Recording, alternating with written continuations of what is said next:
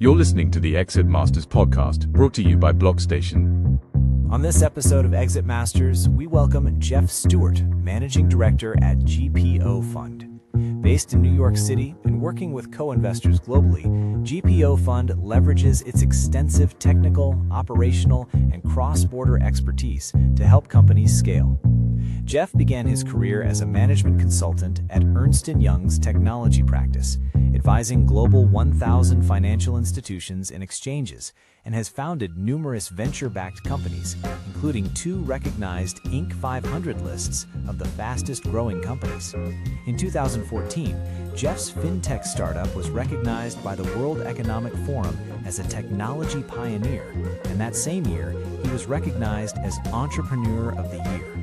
Let's listen in on the conversation between Blockstation's CEO and host of Exit Masters, Jay Waterman, and Jeff Stewart, an investor, serial entrepreneur, inventor, and author of Global IPO, The Great Rewiring of Capital Markets.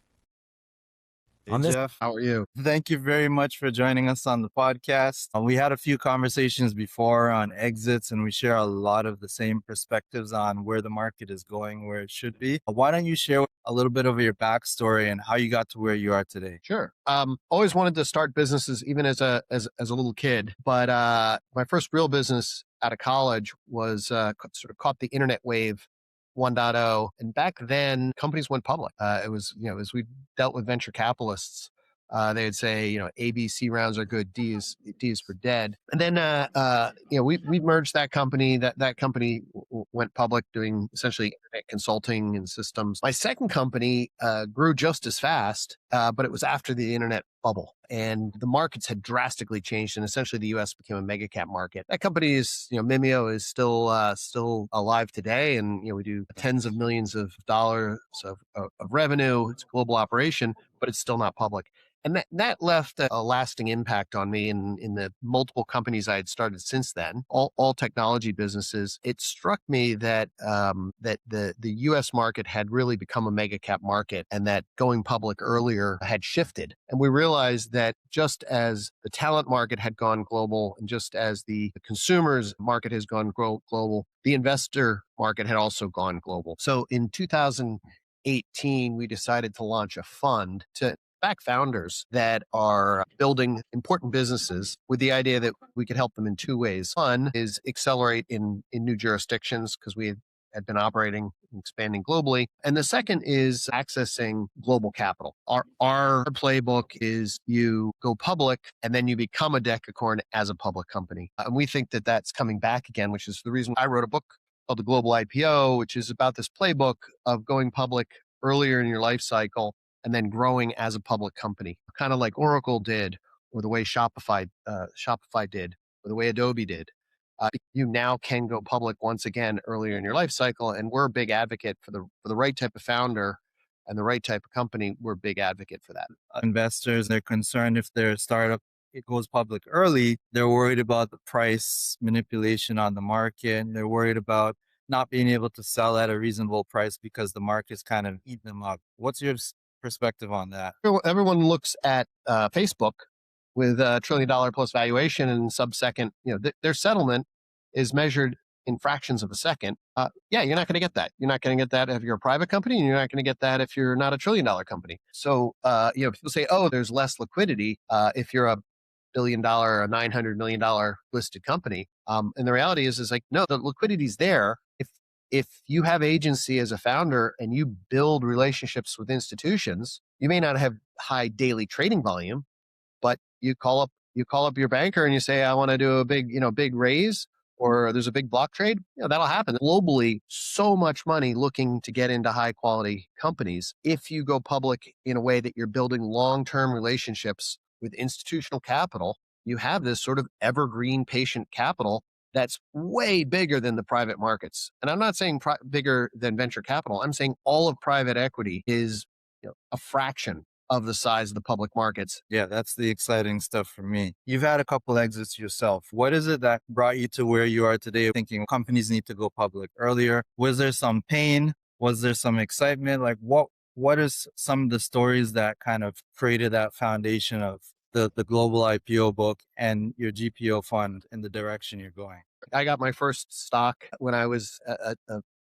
10 or 11 years old. And, just that excitement of seeing a company grow. I'm like, everyone should have access to this, not just people who can are insiders and get access to a SPV secondary. So that really excited me as a kid. But my aunt, I remember on Thanksgiving one year, she was evangelizing this little company that she had invested in, and that it was a product she used and she loved, and it was called AOL.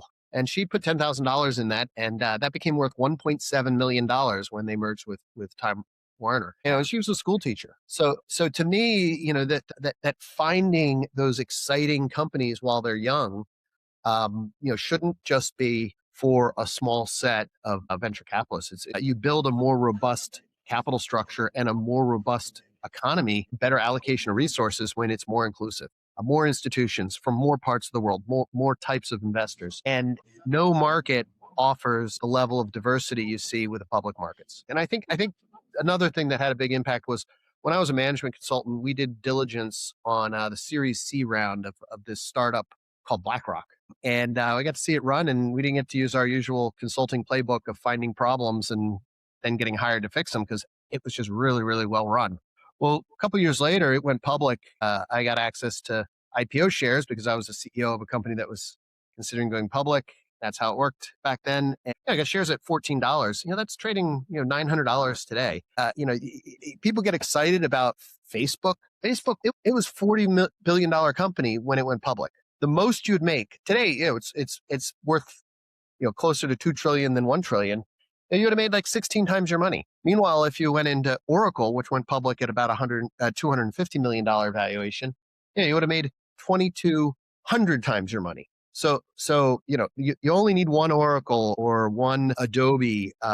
One of these companies goes public earlier in their life cycle, but yet you see everybody, out there chasing SpaceX. And by the way, I love SpaceX. It's an incredible company. Elon's an incredible entrepreneur, but you're not going to make 2,200 times your money because it would mean that the entire global economy is bigger than it is today and only one company. As an investor, I'm really excited about these super high growth, high potential companies. And I want to be on the cap table, and I want everyone else to be on the cap table. What I'm seeing today in terms of retail being able to get into these early stage companies, they're either investing in crowdfunding or they need to be an accredited investor. Of course, everybody's not an accredited investor, but I kind of feel like the crowdfunding is almost like a setup because it's almost guaranteed you're not going to get an exit, right? So it's much better for the regulation and the foundation and everything to be in place for early stage companies to be able to get onto the exchange and everybody can see it going up or going down or whatever direction.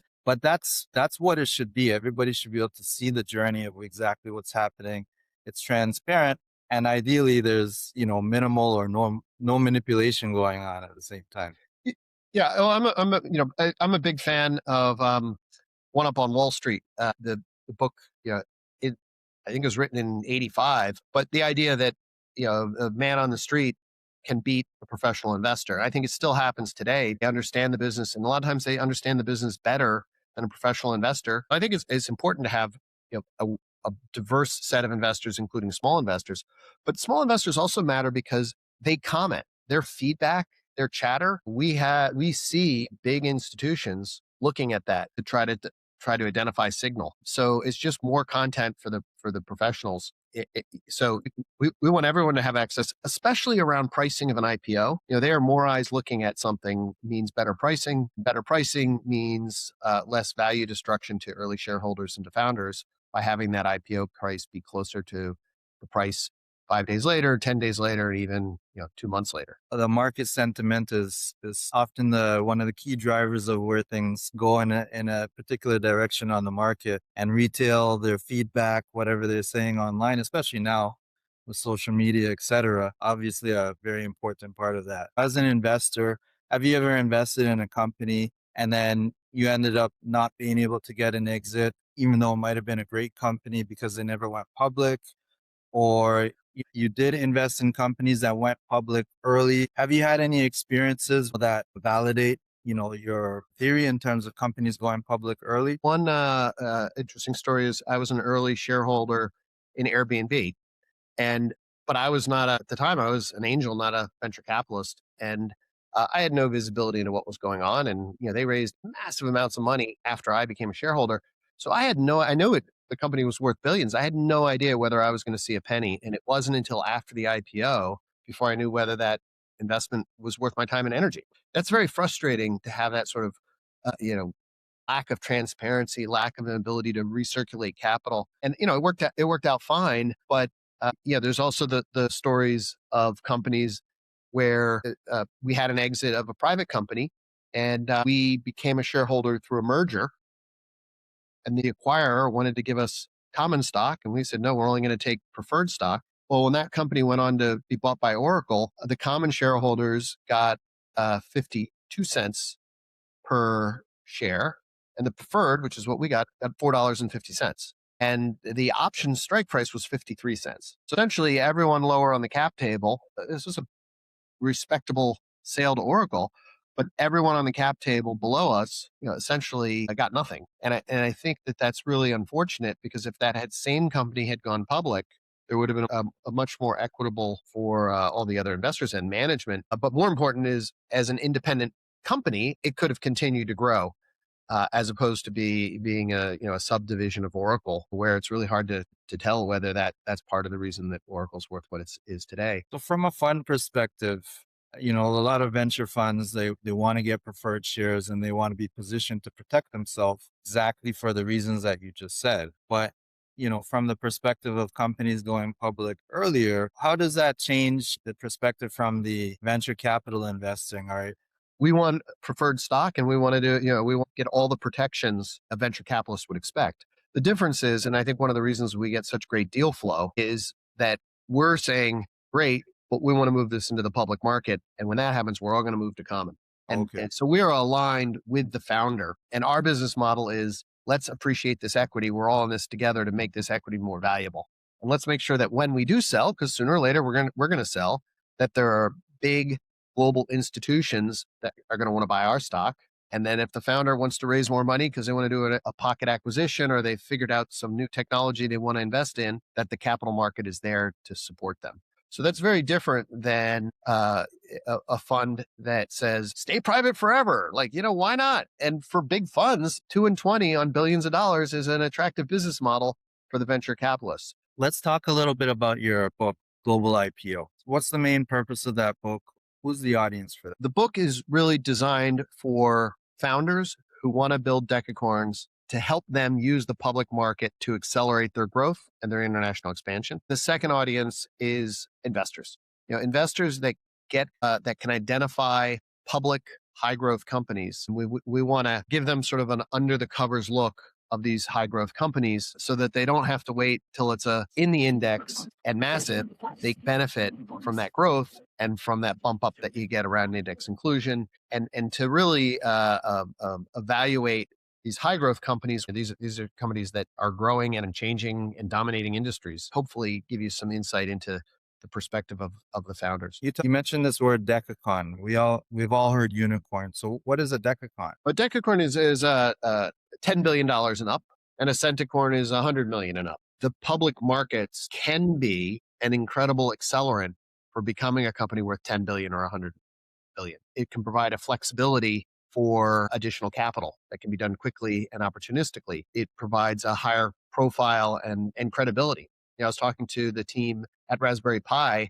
They were telling me how once they went public, all of a sudden new customers were knocking on their door saying, oh, we thought you were a toy company. We didn't realize you could do this, or you could help us with that. The very act of going public was a marketing event and a credibility event. Another company that was saying how as soon as they listed, they were able to hire people that wouldn't have given them the time of day as a private company. Talent, credibility, and a better access to capital, including debt. You have a lot more flexibility on the debt side. In terms of the investor who's reading this book and looking for action steps of, what can they actually do? How do they find these companies that are potentially going to take this path of going public early and find these Decacorns? Do you provide any insight into how to do that? I think the biggest impact on finding those companies is AI. AI has brought down the cost of listing and the distraction and headache of listing. So we're going to see a lot more listings. But even though we're going to see a lot more listings, AI is also helping with the analysis and discovery. As an investor,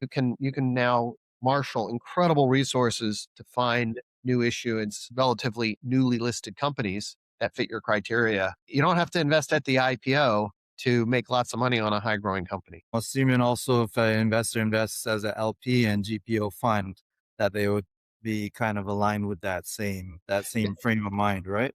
Essentially, our job is to go find these companies while they're private, get them on a track where they're in a position to move into the public market and they're in a position to accelerate international expansion. So a lot of our time and the value we bring to our LPs is evaluating these founders and their team and the potential of the company. It's a really exciting time, and AI for one is changing it. I mean, it's affecting every company we're looking at one way or another. I think you're going to see some incredible companies in the next decade. The aspect of global IPO and a company doing an IPO in a different country, which obviously I'm a big fan of that, working with stock exchanges all over the world. But for a company that's looking to go public, they're maybe in the US, for example, they're very familiar with NASDAQ and NYSE.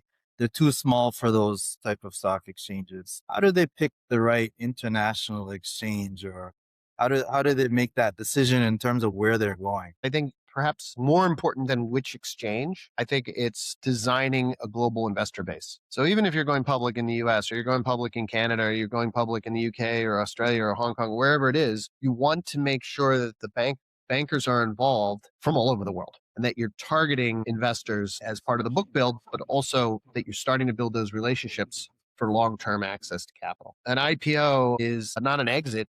It's a strategic financing, and it opens up doors for new access to long-term relationships. I was talking to one of the senior executives at the Dubai exchange, and she said, people confuse an IPO in the same way that you might confuse a wedding party with a marriage. You can have a really great wedding party, but that doesn't mean you have a great long-term relationship. And you really need to look at the IPO as just part of a path of a long-term relationship with institutional investors from all over the world. I like that, because a lot of people look at an IPO as this finality, but it's really just a new beginning. Yep. It's just a financing event, but in the big leagues. What impact does that have for the people who are looking to exit? Is that more of a positive scenario, or do you think that they get a smaller exit than if the company waited? I think what matters is you back a great company. What a listing does is it provides optionality to earlier investors. So one of the problems in venture capital now, especially with these early funds, is they've created a lot of returns on paper, but haven't actually returned money back to LPs. And we hear lots of LPs frustrated by the lack of liquidity, which also, when you have a lack of liquidity, it means you also have a lack of transparency. So what an IPO does is it gives you certainty that you've created some liquidity, and it allows, as a venture capitalist, allows you to go raise your next fund. We get incredible deal flow from early stage venture capitalists. As we go in, we say we're looking for a founder who's trying to disrupt the industry and has a giant vision, completely delusional, really wants to build something big, and has a business model and a mindset that's global, and is of a certain scale. And we generally start to look at things when they're approaching 20 million revenue run rate. So a early stage venture capitalist can very quickly say, oh, here's the one or two companies in my portfolio you should be talking to. The idea that an IPO is an exit, it might be, but really it's an option of liquidity. It's a financing event. I like that you said the founder's got to be slightly delusional. Yeah. You got a big vision. It's going to be something that most people are not going to be able to see. So it's got to sound a little bit crazy, but if the founder is smart and focused, they know how to put those different pieces together to make it a reality. Yeah, and you read the early Amazon shareholder letters. Jeff Bezos is very clear. He says, look, we're not going to make a profit. We don't see the need to make a profit for quite some time because we think we should be reinvesting in the business. So today, that's one of the most valuable companies in the world. A lot of people are saying, oh, this is going to zero. Amazon's never going to amount to anything. The market's not big enough. And I think you really have to get a sense of that founder and say, when something like AWS pops up and you have an idea for turning one of your problems into a multi-billion-dollar subsidiary, is this the type of visionary who's going to do this? Or are they going to, be a bean counter that optimizes? And you can make good returns with bean counters, but it's hard to make a 10x return and a 100x return without that visionary founder. And the data that and analysis that we've done and the academic studies we've looked at makes us even more committed to finding these incredible founders and backing them. I had a delusion about 12 years ago that all the stock exchanges are going to move towards tokenization. You talk a little bit about that in your thesis. And obviously recently New York Stock Exchange announced that they're moving forward with tokenization. I kind of looked at that as they feel like the technology is in a place where they don't actually have an option but to adopt it. Because for the biggest organization to take that leap and move towards tokenization, which I would typically say they would look at any change as a risk because they're on top of the world, right? So for them to have to adopt it looks like in order to maintain being at the top of the food chain, they have to do this. On your perspective on what is the future of what IPOs look like? There's some geopolitical considerations here. The used to be that having things settled at the DTC in New York over the course of a couple of days was just fine. That delay creates enormous systemic risk. There's still, to this day, lawsuits going back and forth over where the money was and where the assets were when Lehman Brothers went under. So what happens when you have that faster settlement is you have less risk in the system. But what also happens is you have a certainty. A couple of years ago, the powers that be decided that it would be good to freeze and potentially seize the assets of Russia. And what that did is that essentially signaled to the world that where your assets are matters. You saw it with the Canadians. They decided to seize the assets of the truckers that were protesting the government. You around the world, you have governments operating at a huge deficit. Which means that we're at risk of legislation to seize assets globally. And you see that, the big bill in the US had a thing called Section 899. It ended up not making it into the final bill, but it was proposed you would essentially seize assets of Canadians as a withholding tax on gains in the US. So now all of a sudden, where things are traded and where custody matters a lot. You have a world now that's saying, yes, we want exposure to global companies, but no, we don't want to necessarily be dependent on an infrastructure that is not distributed. So tokenization is a mechanism for distributing financial infrastructure, and there are market participants, including sovereign wealth funds and pensions, that want to have more control and more visibility into assets. I'm going to say there's many versions of tokenization, and you touched on something important with regards to the risk where your assets are actually held, so that somebody doesn't, when they say, oh, well, these are mine now, for companies looking to go public and possibly use tokenization, I think there's many ways of how it can be applied. Hearing about organizations doing synthetic tokenization where there's a traditional stock and then they have that stock maybe with DTCC, with some custodian, and then they're tokenizing that asset, which is like adding another layer on. But then there's also the aspect where companies can put their securities directly onto the blockchain. Do you see these things happening in various stages? What is the end game? Well, I have to be careful because, I'll talk about this for hours. You know an awful lot about this, but I have opinions. I started a company that worked with regulators in 21 countries. So I think I have an opinion on the diversity of responsiveness of regulators throughout the world. I think there's some useful data points. One is Netflix. You had peer-to-peer video and music, but yet Netflix, which was well regulated, is bigger than all the peer-to-peer platforms. So when we say tokenization, we're not saying necessarily peer-to-peer. What tokenization allows a level of trust across organizations and institutions in various jurisdictions, partially just because it's faster. So you trust systems better when you have real-time settlement, in the same way that lean processes and continuous flow tend to beat batch in car manufacturing, for example. So, but to answer your question, we are a fan of fully collateralized tokens where you have a well-regulated custodian holding the tokens. So in some cases, you're already seeing publicly listed assets traded. For investors outside the US, they can buy NVIDIA tokens today. Now, if you wanted to redeem that for stock through the traditional settlement system, it would take time, but it's fully collateralized. We see more of that happening. And there are pools of liquidity or liquidity providers who would prefer that as their mechanism. The other thing that's happening is you're seeing a globalization of equity. These retail platforms, the Robin Hoods of the world, are growing very, very quickly, especially outside the US. These investors, although many of them are very small, often work in unison with each other. They also have access to leveraged products, options, derivatives, and they also have access to credit, which is, because it's tokenized, it's a higher level of credit access than you would have with the pure equity. As a US shareholder, I could get margin of, call it 50%. As a tokenized equity holder, you can get 10x leverage in some of these. And the reason you can do that is because these are self-liquidating contracts. So you're moving into a world where there are investors all over sharing information with high access to leverage that can come in if they feel passionately about a company, really have a big impact on the stock.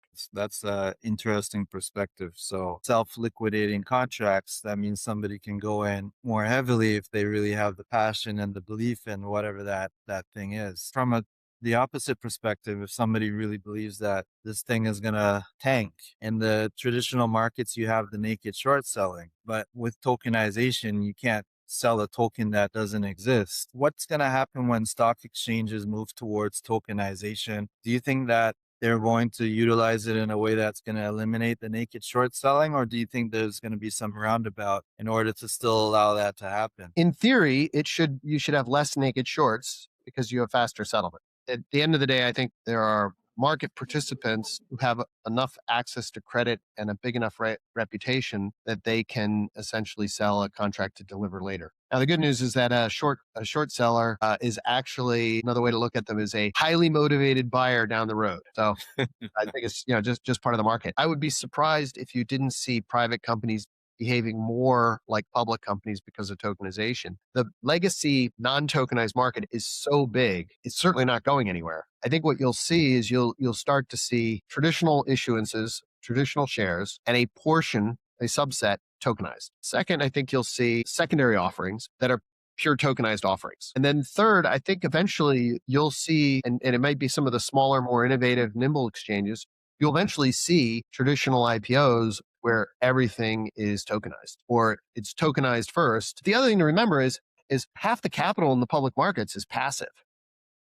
So what about passive funds? What about ETFs? What about tokenized ETFs? What tokenization does is it just increases the diversity of market participants, and it's here to stay. You have a background with the management consulting with EY. You think that tokenization is going to start to enter the accounting world, where companies' financials, books and records, et cetera, is tokenized to simplify the audit process. And the reason I bring that up is one of the most expensive processes of being a public company is the audit. And because tokenization brings so much trust, when we put things on the blockchain, I believe that is, one of the directions that the world is going to move to, which I think is going to have a great impact on companies going public because of the cost savings. If audits can be much faster, much more trustworthy, and much more cost effective. Cross-border, this becomes really, really valuable. I mean, look at all the Chinese companies that are risking delisting because their auditors aren't able to share information with US auditors and US investors. If information is viewable on a distributed ledger, there's a lot more trust where you might not have that transparency otherwise. So yeah, I think it will be an accelerant in multi-jurisdictional companies, which the great companies are multi-jurisdictional. I think bigger than blockchain is AI. AI is extremely good at ferreting out malfeasance. So I think you'll see that have a huge impact on the cost and time frame of going public. From the discussions I've had, I don't think there's a major accounting firm anywhere in the world that's not thinking about how AI is improving their speed and their quality. But I'm not sure how much they're thinking about reducing the cost of the audits, because they're making some nice bucks on that. Here's from the experiences that you've had, whether it's investing in a company, whether it's a company you started, or just something that's happened in your life that made a significant impact that kind of led you to the direction that you are in today? I think that the most important element for me is who you're in business with. And my co-founders, they've been incredible. I like to say that, the market and the opportunity and the idea, those were always second to who you were in business with. I've been really fortunate to work with some great co-founders. One of the attractions of a public market is you may not be able to choose who you're in business with, but people that don't want to be in business with you can leave. I don't like being in business because someone's a hostage. I like being in business because they want to be there. And, if you think of Intel as an example, Intel is one of the greatest investments ever. They went public at a $59 million market cap, but they were a memory chip company. They had to pivot into CPU. If that was a venture-backed private company, the venture capitalists would have been like, oh, well, that was fun too, and we're on fund 4. We thought that memory mattered, but I guess we were wrong. Next deal. That company would have died. And the world would have lost one of the great technology companies of the 90s. As a public company, they were able to go to their investors, and the ones that wanted to leave left, and they were able to attract new investors, and they were able to grow and become an important company. And I think that experience of wanting to be in business with people because you want to be in business with them has had a big impact on me. I hope that we don't lose track of that when we get deep into the AI. Relationships are so important, and this is the most important thing in business. We got to be impacting lives and making our lives much better, which is what you guys are all about. It's always starting businesses as a kid and mowing lawns and doing odd jobs. I had a neighbor who invested in my yard equipment. That process of having investors causes you to think at a higher level. It creates a feedback loop, and it creates a higher mission than just doing it for yourself. So I think that you build a better business when you get that feedback loop from investors, and when you're doing it not just for yourself but others. I was a kid at the time, but it had a big impact on my view towards business. I get that. That makes a lot of sense. In terms of where capital markets are going and the aspect of companies, taking in public capital, we have these crypto markets, which, we don't really get involved with, but the aspect of the crypto markets where the retail investor is participating in some type of early offering from the beginning is something I think is really exciting. But at the same time, when you have the credibility of a VC who's done their due diligence before investing is also something that could be led. Do you ever see those two worlds coming together where, let's say, as a venture capital firm investing in a company that's doing an IPO, and they're kind of doing it at the IPO stage along with the public, so the public can get involved in that round at a very early stage? Do you ever see that happening, or the venture capital firms need to get in before the public gets in because the public is, in a sense, their exit? Well, look, I think there are crossover investors like us who don't look at backing great founders, not so much exiting when it makes sense to exit, not exiting just because it's an IPO. So we very much view it as the option of liquidity, but not necessarily when you want to exit. I think there are crossover investors. So look to invest while it's private and hold after it goes public. Family offices are enormously important and underappreciated. I think a lot of banks have trouble involving family offices in the IPO because they tend not to be heavy traders. They tend to be long-term holders. To answer your question, I think some of the more innovative non-traditional venture models are being pushed forward by family offices. I think that the sort of crypto tokenized world and the equity worlds are merging, and you see it in the super apps where one minute you might be buying a futures contract on a football game on a Super Bowl, and the next you're buying an option on an equity, and the next minute you're trading currencies. You could look at the entertainmentization of financial services as a bad thing. You can also look at it as an on-road to an onboarding for long-term savings and access to capital markets. And what's interesting in writing my book, Global IPO, I get to spend a bunch of time looking at the history of exchanges since the 1600s. And the New York Stock Exchange used to be a place where you could get futures contracts on who would be president. So it's interesting, we're seeing sort of what's new is old and what's old is new. I think you're going to see merging of the tokenized cryptographic world, the payment financial services world and the equity world. And I predict that someday I'll be able to go into a 7-Eleven and sell my Hershey's stock and buy a Hershey candy bar. And it'll all happen within a few seconds. I just want a candy bar, and I don't want to hold cash idle, especially in a world where there's inflation. We need to hold on to the assets because the cash is just representing ability to trade those different assets. Yeah.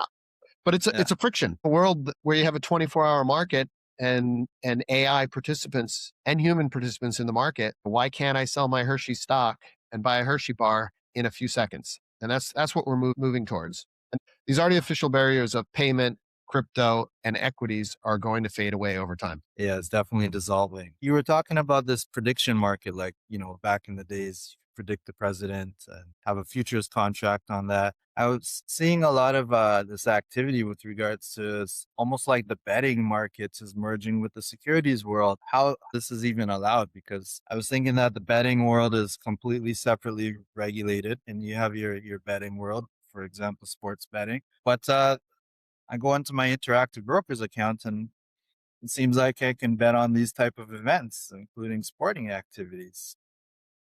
Where do you see the infrastructure of the exchange world going, and is that merging with the betting world, or is that, do you think, going to get nipped? No, it absolutely is. And look, the local casinos and gaming offices, if you own a casino in a state or you're running a lottery, there's essentially regulatory capture there. You do not want that.